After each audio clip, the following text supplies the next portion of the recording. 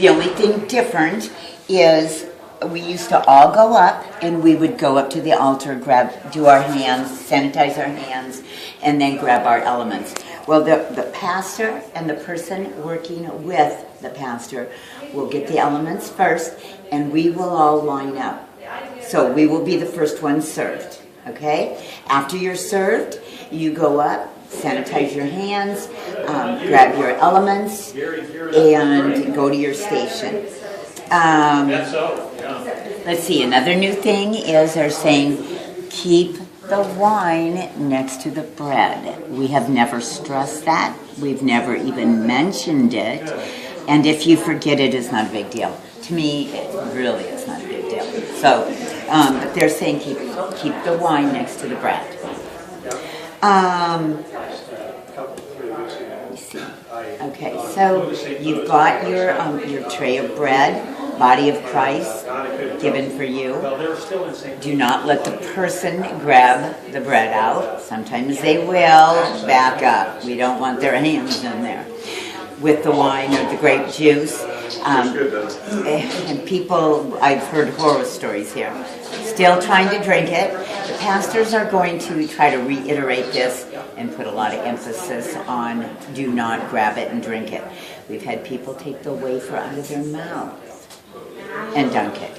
If that happens, you need to switch. There's going to be that center. There'll be an extra center goblet. You need to put it back and get that one then. Because, I mean, that just defeats the purpose. Yes. But, you know, you can certainly tell the person, step back, grab another wafer, you know, and then dip it. Try to tell the person that wants to grab it. We do it by intinction, which just means we dip. So, blood of Christ shed for you for the wine.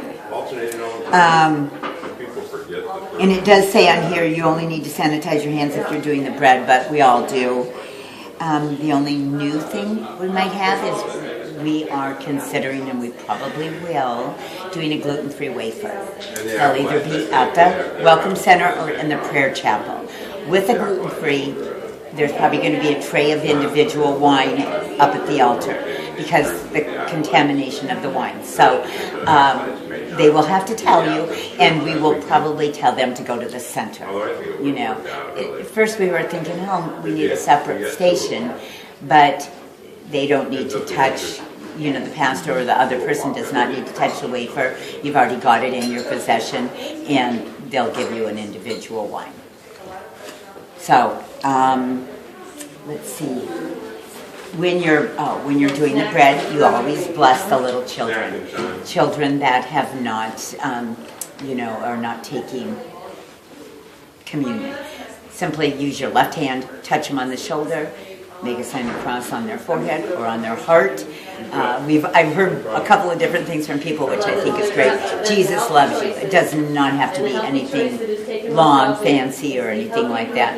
But you'll find that a lot of parents do not want you touching their children.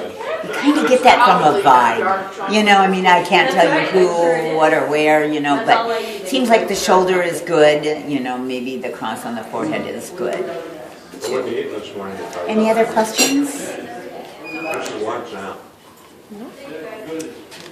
I cannot think of anything else that you would need. You've gotten all the instructions for everything else, so that's it. Did you get one of those? Go ahead and take that one. That's fine. Yeah. Oh, that's the graders. Okay. Yeah. The other. I put it in my little coordinator duties as to be sure that it happens.